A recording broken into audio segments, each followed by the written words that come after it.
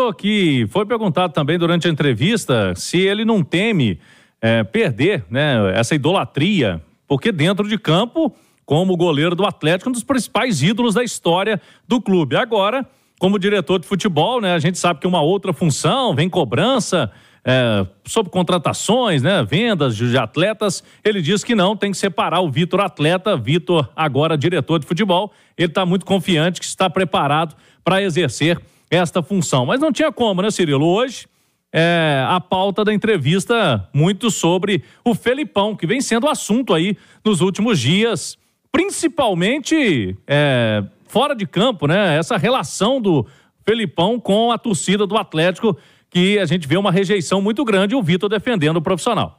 Boa, Cláudio. Alexandre Simões, um abraço, bom dia. Tudo bem, Simões? Tudo tranquilo, Cirilo? Tudo certo. Como você enxergou esse último episódio aí envolvendo o Felipão e alguns poucos torcedores, né, lá no desembarque do Atlético? O Edu Panzi, como é que foi a expressão? Bom dia pra você, Edu, tudo bem? Tudo bem, Cirilo? O que o Felipão mandou o torcedor fazer? Plantar chuchu. Você é a favor de mandar os outros plantar chuchu, Alexandre Simões? Ô Cirilo, é totalmente desnecessário, não combina com o Felipão e com a postura do técnico do Atlético, principalmente se referindo ao seu torcedor, que não fez nada demais, simplesmente cobrou a presença de um menino no time. E a gente até falou ontem no debate, né, o Edu, da TBB, a gente vai ter o clássico América e Atlético sábado no Independência, não é isso? 4h30. 4h30 da tarde, né? Então, se o jogo tiver complicado pro Atlético e o Alisson não for titular, o que a torcida vai gritar? Alisson. E aí o Felipão vai sugerir uma plantação coletiva de chuchu? É isso que ele vai fazer? 10 mil chuchus plantados no Independência. Uma plantação coletiva de chuchu? Quer dizer, uma coisa que me preocupa no seguinte aspecto: um treinador do tamanho do Felipão, com a experiência dele, está sentindo a pressão. Está sentindo a pressão pelo momento ruim do Atlético. Porque foi uma reação, tá? Foi uma reação desproporcional a um ato corriqueiro do mundo do futebol.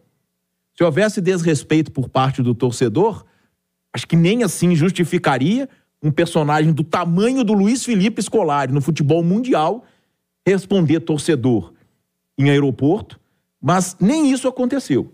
Então, essa desproporcionalidade me preocupa, porque eu acho que é um indício de que o Felipão está sentindo a pressão pelo início ruim de temporada do Atlético. Edu Panzi, o que me chamou a atenção nessa história toda, primeiro é o fato de ser o Felipão, né? O Felipão tem uns 50 anos de carreira, contando no mundo do futebol de um modo geral, não só como treinador, né? Sim. Há tanto tempo está vivendo no futebol, e eu acho que há pouca coisa mais comum no mundo da bola do que um torcedor virar e falar que prefere o outro em vez do que o cara tá escolhendo. Eu prefiro o Alisson do que o Zarate, prefiro o Kardec do que o Vargas. Acho que é a coisa mais comum do planeta que isso aconteça. Essa desproporcionalidade, como disse o Simões, é o que mais me assusta por ter vindo do Felipão. Quantas vezes na carreira o Felipão deve ter presenciado algo como isso, né, Edu? Sem dúvida, Cirilo. A gente falou bastante a respeito desse episódio envolvendo o Felipão com o torcedor no aeroporto. Eu sei que o cara chega estressado, tá cansado, vindo de viagem. O início de temporada do Atlético não é dos melhores, o time tá tendo dificuldade. Ainda que tenha vencido a partida contra o Itabirito, aí o cara tá chegando no aeroporto, ainda vai pegar um ônibus, Confins é longe, né? O Felipão não mora lá perto, mora aqui na região centro-sul de Belo Horizonte, cansado, aí o torcedor tá lá pedindo jogador, para ele, Felipão, enchendo o saco, mas a reação é desproporcional. A reação nos dá a impressão que o Felipão está pressionado, está se sentindo pressionado para ter esse tipo de reação em relação à cobrança por parte do torcedor, que pelo vídeo não foi tão mal educado como foi o Felipão, né? Ele simplesmente fez o que muita gente faz, o que é comum no futebol, pedir determinado jogador de sua preferência. Nós, jornalistas, temos nossas preferências. Nós falamos para que determinado jogador tem condição de ser titular ou não tem condição de ser titular. Então, a impressão que eu tenho é a mesma do Simões, de que o Felipão está sentindo um momento de pressão nesse início de temporada. E ele já traz um problema para o Vitor, né, cara? Que mal foi apresentado. Primeiro dia do Vitor. E já é questionado sobre essa situação, como contornar esse problema. E o Vitor falou que vai ser contornado internamente, e disse que o Filipão é um cara muito educado. Ninguém duvida do caráter do Filipão, mas da educação, talvez ele esteja sendo educado lá dentro do Atlético, porque fora não tá, cara. O Filipão tem sido mal educado em algumas coletivas. Várias, né? Com companheiros de imprensa. O Filipão foi mal educado agora com esse torcedor do Atlético, então ele precisa ser educado também fora do clube, né? Com as pessoas, com o torcedor, com o jornalista que está ali trabalhando. Não está ali para encher o saco do Filipão, ele está ali para perguntar e para levar as respostas e as explicações do Filipão, seja elas oriundas de derrotas, empates ou vitórias, para a torcida, para o torcedor, que é o que move o Atlético. E aí o Vitor vai ter esse trabalho inicial. Eu acho, Cirilo, que para resolver isso tudo, só uma pessoa pode resolver. O próprio Filipão. O mínimo que ele tinha que fazer, eu acho que já poderia ter feito, nem que fosse gravado um vídeo, que hoje é tão fácil, põe uma câmera de um telefone na frente dele. Se nem sair de onde está, né? E o Filipão fala ali 15 segundos, olha, estava cansado, de cabeça quente, e respondi muito mal ao torcedor, gostaria de pedir desculpa a ele, a quem se sentiu ofendido, a torcida do Atlético, e seguimos trabalhando, vida que segue. Acabou, tá resolvido. Todo mundo tem o direito de ter um dia ruim, um dia que você vai estourar. Mas se você estoura nesse dia ruim, e isso torna-se público, você tem o dever de pedir desculpa. Ô Cirilo, quer ver como que futebol é complicado? Semana passada, você vai se recordar, você fez uma enquete aqui no Rádio Esportes perguntando para os comentaristas a dupla de zaga do Atlético. Cada um tinha uma diferente. Cada um tem uma diferente. Cada uma tinha uma diferente. Desde que deixou de ser Nathan Silva e Júnior Alonso, que o Atlético passou, cada um tinha uma dupla preferida. Um é o Lemos e o Igor Rabelo, o outro é o Lemos e o Fux, o outro é o Fux e o Igor. Quer dizer, uma coisa corriqueira, uma coisa que faz parte do futebol, sabe? Então, pegar o pequeno e transformar no grande. O Atlético venceu o seu jogo, o Atlético se isolou na liderança, o Atlético tem um clássico importantíssimo pela frente no sábado, mas já chega a um jogo que poderia dar a ele a tranquilidade, porque ele pode sair de campo classificado, pressionado por uma atitude impensada. Mesmo, então, tinha um torcedor lá atrás que chegou. Gente, mesmo que seja xingado, um personagem do tamanho do Luiz Felipe Scolari, tudo o que ele representa, não é para o futebol brasileiro, não, para o futebol mundial, tá?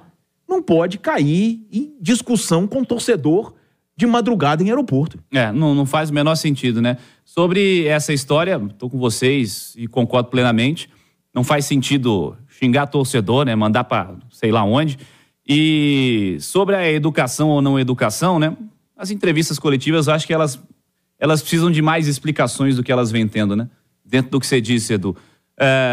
Não dá para responder com essa é a sua preferência, ou porque eu quis, ou porque é assim, ou porque basta e sabe, não dá. Acho que tá faltando diálogo, tá faltando explicação, né? Tá faltando tentar entender o que tá querendo ser feito, né? Se o Filipão tá de saco cheio de dar entrevista coletiva depois do jogo... Pede pra não falar mais, bota outro. Não, e o Atlético tem uma comissão técnica, né? Se o treinador tá de saco cheio, aí é um direito dele. Lá no Vasco, o Ramon passa pro Emiliano falar direto. Isso, você pode colocar o Pracidelli, você pode colocar o Lucas Gonçalves para falarem em nome da comissão técnica e explicarem o que foi o jogo, o que foi a vitória do Atlético, o que foi o empate, o que foi a derrota, o que foi a atuação de determinado jogador, como foi a produção de determinado setor, explicar o esquema tático escolhido para o primeiro tempo, para o jogo inteiro, para o segundo tempo. Isso é o mínimo, por isso existem as coletivas depois dos jogos, dos técnicos, para que o que aconteceu em campo seja explicado para a imprensa e repassado para o ouvinte, para o espectador, para o leitor no dia seguinte. É muito simples e é assim que funciona. Se não está querendo mais, se está de saco cheio, se sente prazer apenas, e é direito, do dia a dia ali, dos treinos e da beira do campo, deixa que a coletiva seja dada por alguém da comissão técnica. Falar em nome da comissão técnica não precisa ser necessariamente o treinador. Seria o ideal, mas não tem essa necessidade. Sabadão, dito isso, Cláudio Rezende, tem simplesmente um clássico que pode ser fundamental para o Atlético cravar um lugar na fase semifinal do Campeonato Mineiro. E segue a preparação do time. Por enquanto, não foi divulgado o resultado do exame de imagem do Igor Rabelo e também do Mariano, os dois que reclamaram ontem e fizeram fisioterapia. No caso do Mariano, ele já está fora do clássico porque recebeu o terceiro cartão amarelo e o Igor Rabelo estamos aguardando. Se ele não tiver condições, o Bruno Fux é o substituto imediato, como já foi lá em Brasília. Nessa entrevista, na apresentação, o Sérgio Coelho explicou que o Vitor estava na mesa o nome do Vitor e mais 2. Ele não citou os outros 2, a gente sabe que alguns nomes foram cotados, né, para a diretoria de futebol, mas o comitê do futebol do Atlético, da SAF, decidiu pelo Vitor, por uma continuidade, pela solução caseira e dando moral ao Vitor aí para ser o diretor de futebol. E para a vaga de gerente está oficializado, viu, Cirilo? Pedro Moreira já foi apresentado também, já falou ali um pouco desta oportunidade na carreira de trabalhar junto com o Vitor. Pedro Moreira, que estava no Galo desde o início, né, já está no clube desde o início do ano passado, como um gerente administrativo da base, agora vai trabalhar junto com o Vitor no profissional. Pedro Moreira, que aqui no futebol mineiro já trabalhou no Cruzeiro, mas teve também passagens por Corinthians, por Botafogo e também pela CBF. Cláudio Rezende, vamos lá, segundo tempo do Atlético, você prometeu informação quanto ao Hulk aí, Rezende. É isso mesmo, o Hulk vai renovar contrato com o Atlético, já as conversas estão acontecendo. O Vitor, novo diretor de futebol, foi perguntado a respeito na entrevista agora há pouco e garantiu que o clube já conversa sim com representantes do Hulk para a prorrogação do vínculo. O Hulk tem contrato até o fim deste ano, mas com metas no contrato, e essas metas o Hulk sempre costuma bater, né? São metas de número de jogos, número de gols. Então o Galo já está conversando sim com o Hulk para a prorrogação do vínculo dele, pelo menos até o fim do ano que vem, para mais um ano de contrato. O Vitor disse que o Hulk representa muito para o clube, para a torcida, de como é ser atleticano, então tudo caminha bem para uma renovação de contrato com o Hulk, aí o torcedor fica mais tranquilo, porque o jogador, apesar de já ter a sua idade, né, mais avançada, é um jogador que se cuida muito bem e continua sendo protagonista do Atlético nas temporadas. Então, pelo que disse o Vitor, caminha bem a renovação de contrato do Hulk, ela poderá acontecer, quem sabe até o meio do ano. E ele falou sobre o perfil de contratações. Perguntado se a defesa poderia ter aí um reforço ou se é mesmo pro meio, pro ataque, o Vitor elogiou muito a zaga do Atlético, né? Citou que foi a melhor do ano passado no Campeonato Brasileiro e ele elogiou os jogadores que estão aqui no clube. Então, deixando mesmo a ideia que a gente já vem trazendo na Itatiaia, que o Galo quer atacante. E atacante de velocidade, né? Com o perfil ali de SAF, o perfil de jogador até 23 anos.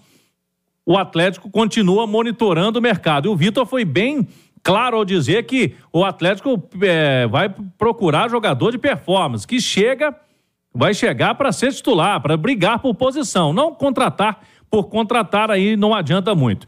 A apuração nossa sobre o Brian Palacios, jogador que é do Atlético Nacional. O Atlético Nacional está fazendo um jogo duro e está querendo mais de 4 milhões de dólares para liberar o jogador. Esse valor aí o Galo não vai pagar.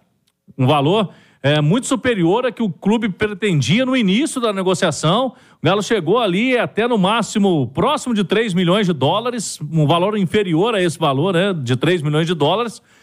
Mais 4 milhões é o que o time está querendo, o Galo não vai fazer esse investimento. Porque aí não vale a pena, né, Cirilo?